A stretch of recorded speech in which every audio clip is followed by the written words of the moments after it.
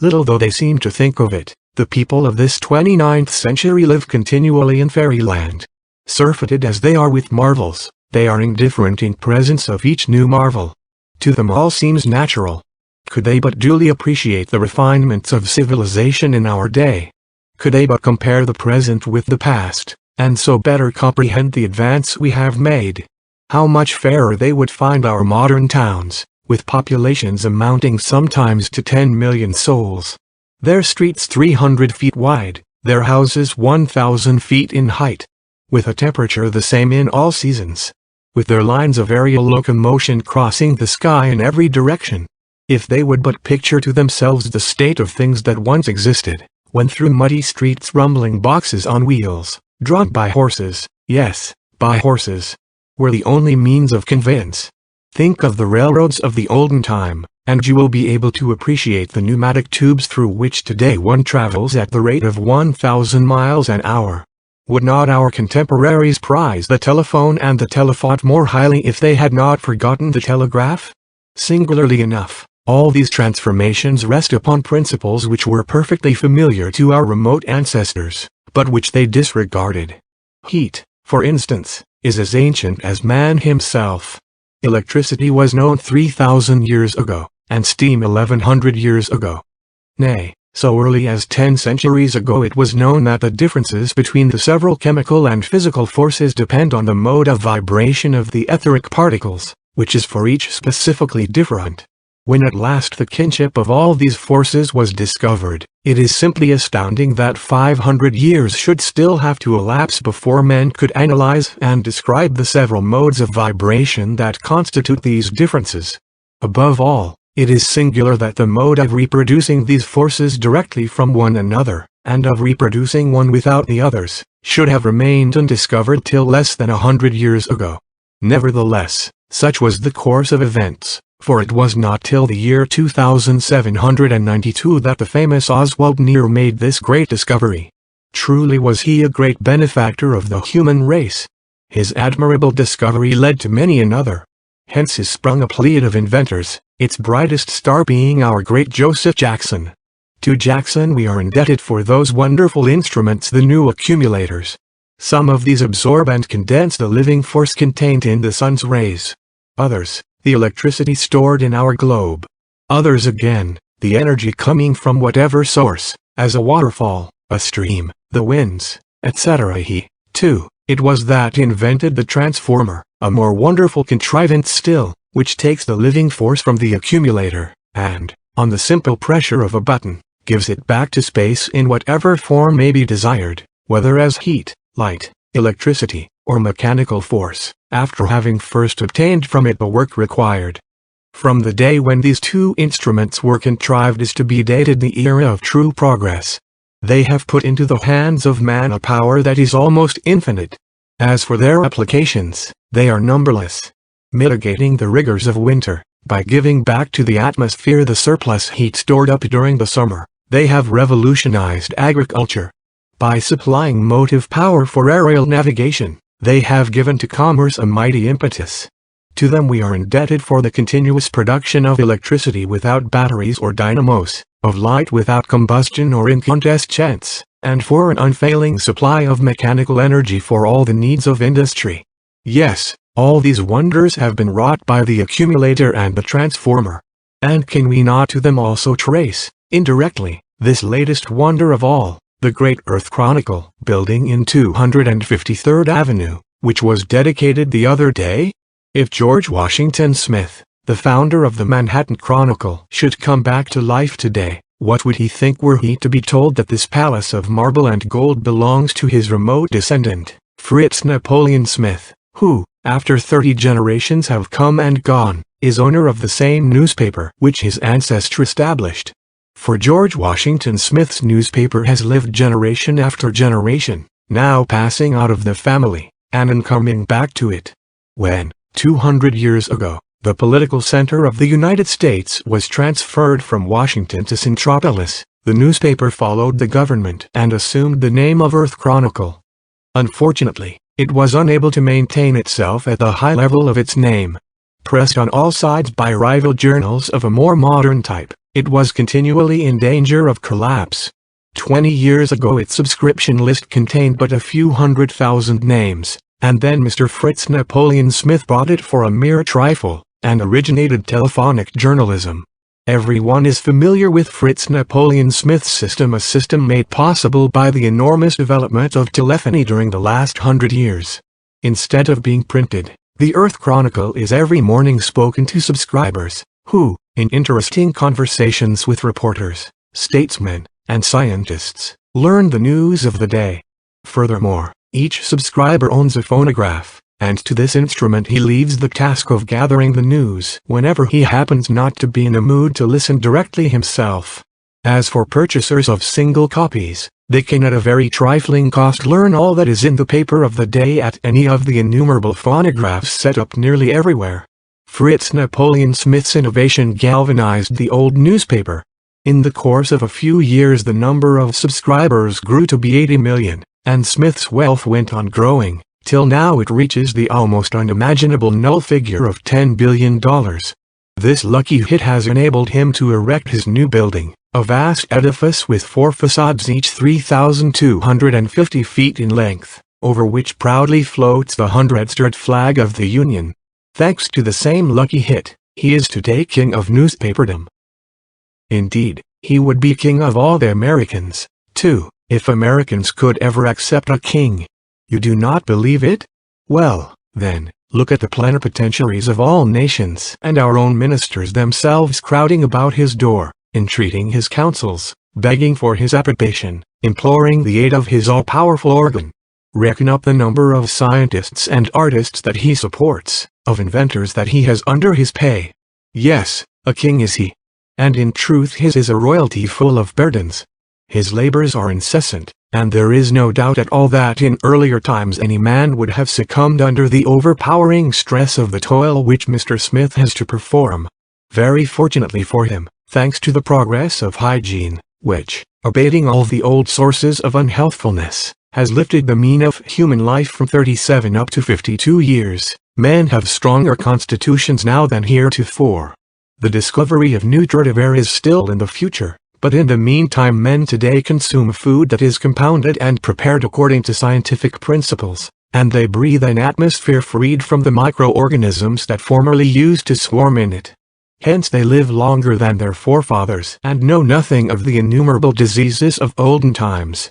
Nevertheless, and notwithstanding these considerations, Fritz Napoleon Smith's mode of life may well astonish one.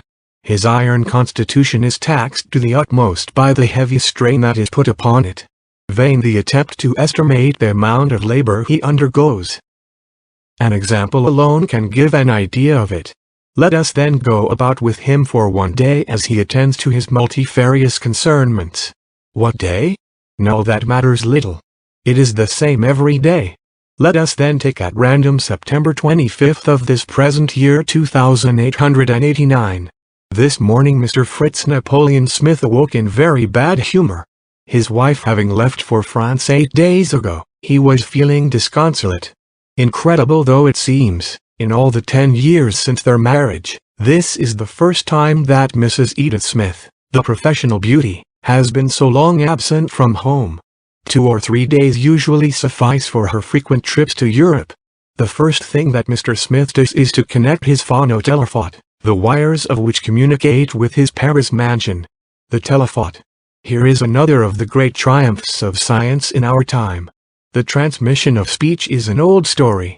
The transmission of images by means of sensitive mirrors connected by wires is a thing but of yesterday. A valuable invention indeed, and Mr. Smith this morning was not niggard of blessings for the inventor, when by its aid he was able distinctly to see his wife notwithstanding the distance that separated him from her. Mrs. Smith, weary after the ball or the visit to the theatre the preceding night, is still abed, though it is near noontide at Paris. She is asleep, her head sunk in the lace-covered pillows. What? She stirs? Her lips move. She is dreaming perhaps? Yes, dreaming. She is talking, pronouncing a name, his name, Fritz. The delightful vision gave a happier turn to Mr. Smith's thoughts. And now, at the call of imperative duty, Light-hearted, he springs from his bed and enters his mechanical dresser. 2 minutes later the machine deposited him all dressed at the threshold of his office. The round of journalistic work was now begun. First he enters the hall of the novel writers, a vast apartment crowned with an enormous transparent cupola. In one corner is a telephone, through which 100 Earth Chronicle literatures in turn recount to the public in daily installments 100 novels. Addressing one of these authors who was waiting his turn, "Capital. Capital. My dear fellow," said he, "your last story. The scene where the village maid discusses interesting philosophical problems with her lover shows your very acute power of observation. Never have the ways of country folk been better portrayed. Keep on, my dear Archibald, keep on. Since yesterday, thanks to you, there is a gain of 5,000 subscribers. Mr. John Last," he began again, turning to a new arrival, "I am not so well pleased with your work. Your story is not a picture of life. It lacks the elements of truth. And why? Simply because you run straight on to the end. Because you do not analyze. Your heroes do this thing or that from this or that motive, which you assign without ever a thought of dissecting their mental and moral natures. Our feelings, you must remember, are far more complex than all that. In real life every act is the resultant of 100 thoughts that come and go, and these you must study, each by itself, if you would create a living character. But, you will say, in order to note these fleeting thoughts one must know them, must be able to follow them in their capricious meanderings. Why, any child can do that, as you know. You have simply to make use of hypnotism, electrical or human, which gives one a twofold being, setting free the witness personality so that it may see, understand, and remember the reasons which determine the personality that acts. Just study yourself as you live from day to day, my dear Last. Imitate your associate whom I was complimenting a moment ago. Let yourself be hypnotized. What's that? You have tried it already? Not sufficiently, then, not sufficiently. Mr. Smith continues his round and enters the reporters' hall. Here 1,500 reporters, in their respective places, facing an equal number of telephones, are communicating to the subscribers the news of the world as gathered during the night. The organization of this matchless service has often been described. Besides his telephone, each reporter, as the reader is aware, has in front of him a set of commutators, which enable him to communicate with any desired no telephotic line. Thus the subscribers not only hear the news, but see the occurrences. When an incident is described that is already past, photographs of its main features are transmitted with the narrative. And there is no confusion withal. The reporter's items, just like the different stories and all the other component parts of the journal, are classified automatically according to an ingenious system, and reach the hearer in due succession. Furthermore, the hearers are free to listen only to what specially concerns them. They may at pleasure give attention to one editor and refuse it to another. Mr. Smith next addresses one of the 10 reporters in the astronomical department, a department still in the embryonic stage, but which will yet play an important part in journalism. "Well, Cash, what's the news? We have phototelegrams from Mercury, Venus, and Mars. Are those from Mars of any interest?" "Yes, indeed. There is a revolution in the Central Empire." "And what of Jupiter?" asked Mr. Smith. "Nothing as yet. We cannot quite understand their signals. Perhaps ours do not reach them." "That's bad," exclaimed Mr. Smith, as he hurried away, not in the best of humor, toward the hall of the scientific editors. With their heads bent down over their electric computers, 30 scientific men were absorbed in transcendental calculations. The coming of Mr. Smith was like the falling of a bomb among them. "Well, gentlemen, what is this I hear? No answer from Jupiter? Is it always to be thus? Come, Cooley, you have been at work now 20 years on this problem, and yet true enough," replied the man addressed. "Our science of optics is still very defective, and though our 1.75-mile telescopes—" "Listen to that, Peer," broke in Mr. Smith, turning to a second scientist. "Optical science defective. Optical science is your specialty. But," he continued, again addressing William Cooley, "failing with Jupiter, are we getting any results from the moon?" The case is no better there. This time you do not lay the blame on the science of optics. The moon is immeasurably less distant than Mars, yet with Mars our communication is fully established.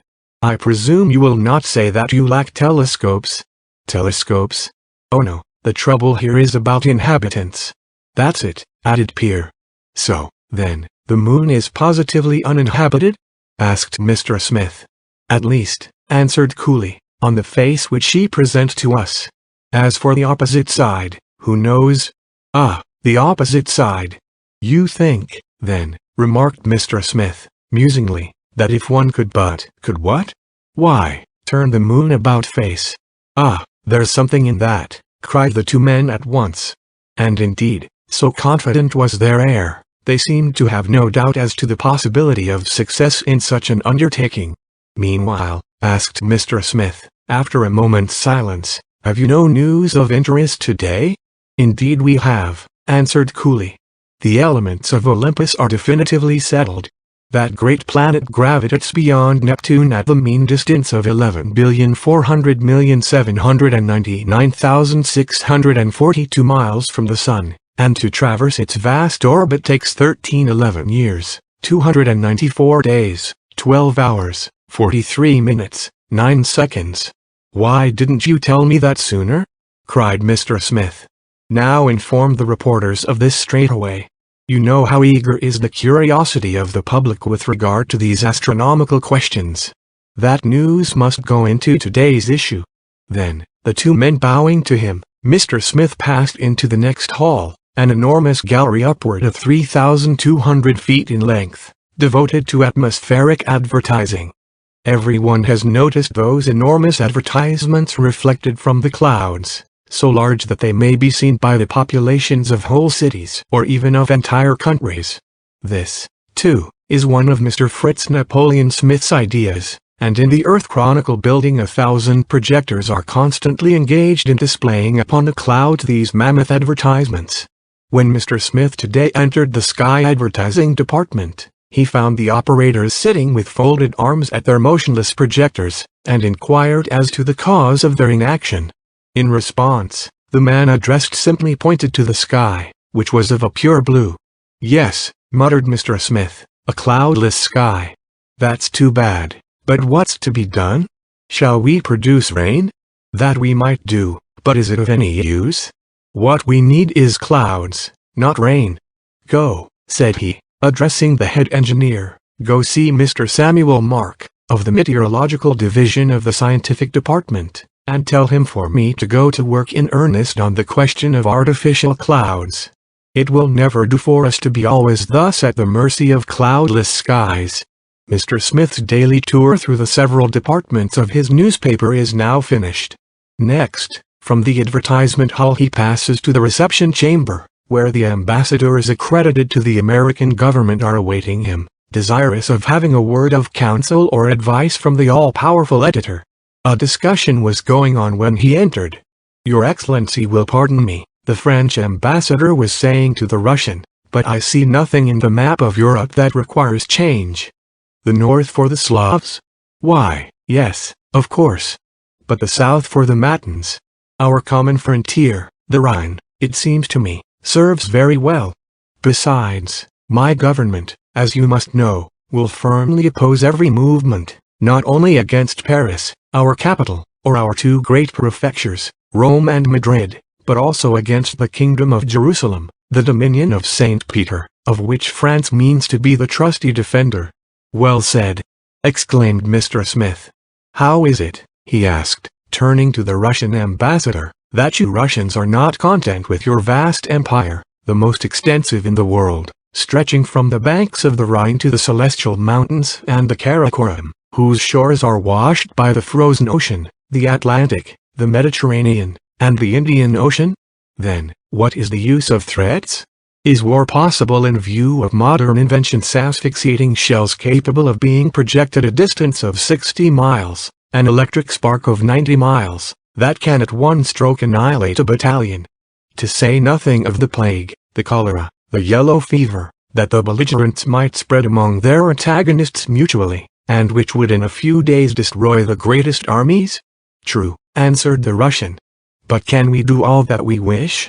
As for us Russians, pressed on our eastern frontier by the Chinese, we must at any cost put forth our strength for an effort toward the west. Oh, is that all? In that case, said Mr. Smith, the thing can be arranged. I will speak to the Secretary of State about it. The attention of the Chinese government shall be called to the matter.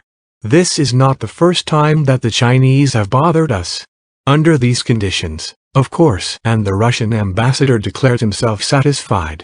Ah, Sir John, what can I do for you? Asked Mr. Smith as he turned to the representative of the people of Great Britain, who till now had remained silent. A great deal, was the reply. If the Earth Chronicle would but open a campaign on our behalf. And for what object? Simply for the annulment of the Act of Congress annexing to the United States the British Islands. Though, by just turnabout of things here below, Great Britain has become a colony of the United States, the English are not yet reconciled to the situation. At regular intervals they are ever addressing to the American government vain complaints. A campaign against the annexation that has been an accomplished fact for 150 years. Exclaimed Mr. Smith. How can your people suppose that I would do anything so unpatriotic? We at home think that your people must now be sated. The Monroe Doctrine is fully applied. The whole of America belongs to the Americans. What more do you want? Besides, we will pay for what we ask. Indeed, answered Mr. Smith, without manifesting the slightest irritation. Well, you English will ever be the same. No, no, Sir John, do not count on me for help. Give up our fairest province, Britain? Why not ask France generously to renounce possession of Africa, that magnificent colony the complete conquest of which cost her the labor of 800 years? You will be well received. You decline. All is over then, murmured the British agent sadly. The United Kingdom falls to the share of the Americans. The Indies to that of the Russians, said Mr. Smith, completing the sentence. Australia has an independent government. Then nothing at all remains for us. Sighed Sir John, downcast. Nothing? Asked Mr. Smith, laughing. Well, now, there's Gibraltar. With this sally, the audience ended.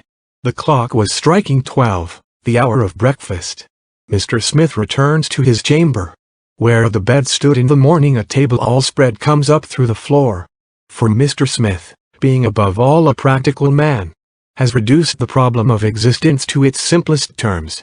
For him, instead of the endless suites of apartments of the olden time, one room fitted with ingenious mechanical contrivances is enough. Here he sleeps, takes his meals, in short, lives. He seats himself. In the mirror of the phonotelephote is seen the same chamber at Paris which appeared in it this morning. A table furnished forth is likewise in readiness here, for notwithstanding the difference of hours, Mr. Smith and his wife have arranged to take their meals simultaneously. It is delightful thus to take breakfast tete-a-tete with one who is 3,000 miles or so away. Just now, Mrs. Smith's chamber has no occupant. She is late. Woman's punctuality. Progress everywhere except there, muttered Mr. Smith as he turned the tap for the first dish. For like all wealthy folk in our day, Mr.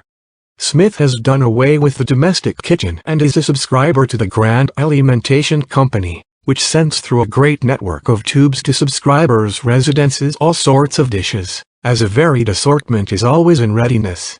A subscription costs money, to be sure, but the cuisine is of the best. And the system has this advantage, that it does away with the pestering race of the cordons bleus. Mr. Smith received and ate, all alone, the hors d'oeuvre, entrees, roti and legumes that constituted the repast. He was just finishing the dessert when Mrs. Smith appeared in the mirror of the telephote. Why, where have you been? Asked Mr. Smith through the telephone. What, you are already at the dessert? Then I am late, she exclaimed, with a winsome naivete. Where have I been, you ask? Why, at my dressmaker's. The hats are just lovely this season. I suppose I forgot to note the time, and so am a little late. Yes, a little, growled Mr. Smith. So little that I have already quite finished breakfast. Excuse me if I leave you now, but I must be going. "Oh certainly, my dear. Goodbye till evening." Smith stepped into his air coach, which was in waiting for him at a window. "Where do you wish to go, sir?" inquired the coachman. "Let me see. I have 3 hours," Mr. Smith mused.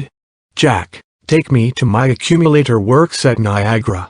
For Mr. Smith has obtained a lease of the Great Falls of Niagara. For ages the energy developed by the falls went unutilized. Smith, applying Jackson's invention, now collects this energy, and lets or sells it. His visit to the works took more time than he had anticipated. It was 4 o'clock when he returned home, just in time for the daily audience which he granted to callers. One readily understands how a man situated as Smith is must be beset with requests of all kinds. Now it is an inventor needing capital. Again it is some visionary who comes to advocate a brilliant scheme which must surely yield millions of profit. A choice has to be made between these projects, rejecting the worthless, examining the questionable ones, accepting the meritorious. To this work Mr. Smith devotes every day 2 full hours. The callers were fewer today than usual, only 12 of them. Of these, 8 had only impracticable schemes to propose. In fact, one of them wanted to revive painting, an art fallen into desuetude owing to the progress made in color photography. Another, a physician, boasted that he had discovered a cure for nasal catarrh. These impracticables were dismissed in short order. Of the 4 projects favorably received, the first was that of a young man whose broad forehead betokened his intellectual power. "Sir, I am a chemist," he began, "and as such I come to you." "Well, once the elementary bodies," said the young chemist, "were held to be 62 in number. 100 years ago they were reduced to 10. Now only 3 remain irresolvable, as you are aware." "Yes, yes." "Well, sir, these also I will show to be composite. In a few months, a few weeks, I shall have succeeded in solving the problem. Indeed, it may take only a few days. And then? Then, sir, I shall simply have determined the absolute. All I want is money enough to carry my research to a successful issue." "Very well," said Mr. Smith. "And what will be the practical outcome of your discovery?" "The practical outcome? Why, that we shall be able to produce easily all bodies whatever, stone, wood, metal, fibers and flesh and blood?" queried Mr. Smith, interrupting him. "Do you pretend that you expect to manufacture a human being out and out?" "Why not?" Mr. Smith advanced $100,000 to the young chemist, and engaged his services for the Earth Chronicle Laboratory. The second of the 4 successful applicants, starting from experiments made so long ago as the 19th century and again repeated, had conceived the idea of removing an entire city all at once from one place to another. His special project had to do with the city of Granton, situated, as everybody knows, some 15 miles inland. He proposes to transport the city on rails and to change it into a watering place. The profit, of course, would be enormous. Mr. Smith, captivated by the scheme, bought a half interest in it. "As you are aware, sir," began applicant No. 3, "by the aid of our solar and terrestrial accumulators and transformers, we are able to make all the seasons the same. I propose to do something better still. Transform into heat a portion of the surplus energy at our disposal. Send this heat to the poles. Then the polar regions, relieved of their snow cap, will become a vast territory available for man's use. What think you of the scheme? Leave your plans with me, and come back in a week. I will have them examined in the meantime." Finally, the 4th announced the early solution of a weighty scientific problem. Everyone will remember the bold experiment made 100 years ago by Dr. Nathaniel Faithburn. The doctor, being a firm believer in human hibernation, in other words, in the possibility of our suspending our vital functions and of calling them into action again after a time, resolved to subject the theory to a practical test. To this end, having first made his last will and pointed out the proper method of awakening him, having also directed that his sleep was to continue 100 years to a day from the date of his apparent death, he unhesitatingly put the theory to the proof in his own person. Reduced to the condition of a mummy, Dr. Faithburn was coffined and laid in a tomb. Time went on. September 25, 2889, being the day set for his resurrection, it was proposed to Mr. Smith that he should permit the second part of the experiment to be performed at his residence this evening. Agreed. Be here at 10 o'clock, answered Mr. Smith. And with that the day's audience was closed. Left to himself, feeling tired, he lay down on an extension chair. Then, touching a knob, he established communication with the Central Concert Hall, whence our greatest maestros send out to subscribers their delightful successions of accords determined by recondite algebraic formulas. Night was approaching. Entranced by the harmony, forgetful of the hour, Smith did not notice that it was growing dark. It was quite dark when he was aroused by the sound of a door opening. "Who is there?" he asked, touching a commutator. Suddenly, in consequence of the vibrations produced, the air became luminous. "Ah, you, doctor?" "Yes," was the reply. "How are you?" "I am feeling well." "Good. Let me see your tongue."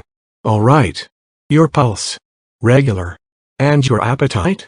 "Only passably good." "Yes, the stomach. There's the rub. You are overworked. If your stomach is out of repair, it must be mended. That requires study. We must think about it. In the meantime," said Mr. Smith, "you will dine with me." As in the morning, the table rose out of the floor. Again, as in the morning, the potage, roti, ragouts, and legumes were supplied through the food pipes. Toward the close of the meal, phonotelephotic communication was made with Paris. Smith saw his wife, seated alone at the dinner table, looking anything but pleased at her loneliness. "Pardon me, my dear, for having left you alone," he said through the telephone. "I was with Dr. Wilkins." "Ah, the good doctor?" remarked Mrs. Smith, her countenance lighting up. "Yes. But, pray, when are you coming home?" "This evening." "Very well. Do you come by tube or by air train?" "Oh, by tube." "Yes. And at what hour will you arrive?" "About 11, I suppose." 11 by Centropolis time, you mean?" "Yes." "Goodbye, then, for a little while," said Mr. Smith as he severed communication with Paris. Dinner over, Dr. Wilkins wished to depart. "I shall expect you at 10, said Mr. Smith. "Today, it seems, is the day for the return to life of the famous Dr. Faithburn. You did not think of it, I suppose.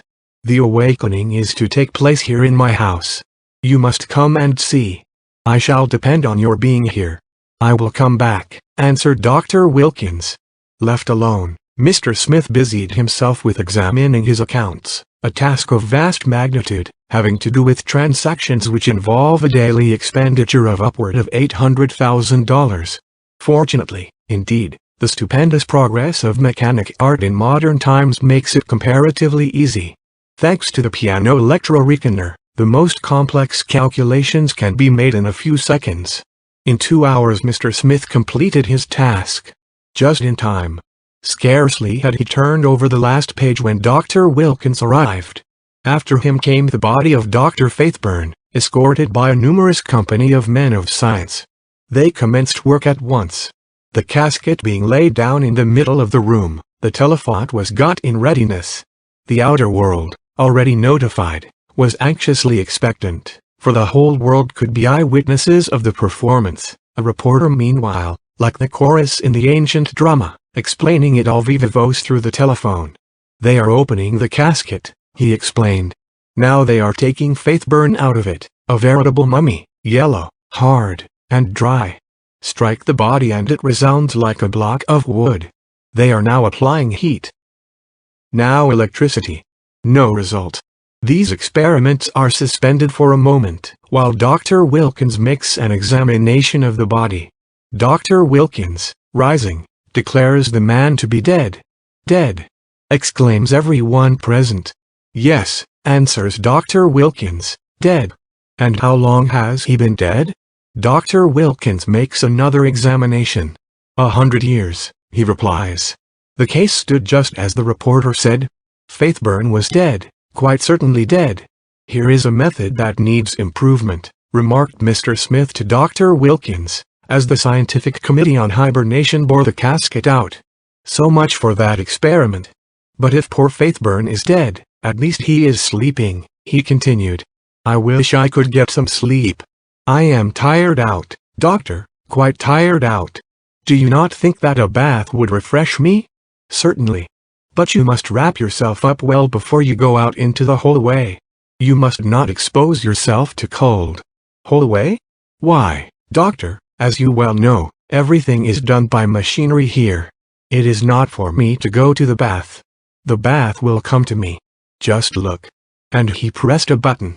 After a few seconds a faint rumbling was heard, which grew louder and louder. Suddenly the door opened, and the tub appeared. Such, for this year of grace 2889, is the history of one day in the life of the editor of the Earth Chronicle. And the history of that one day is the history of 365 days every year, except leap years, and then of 366 days, for as yet no means has been found of increasing the length of the terrestrial year.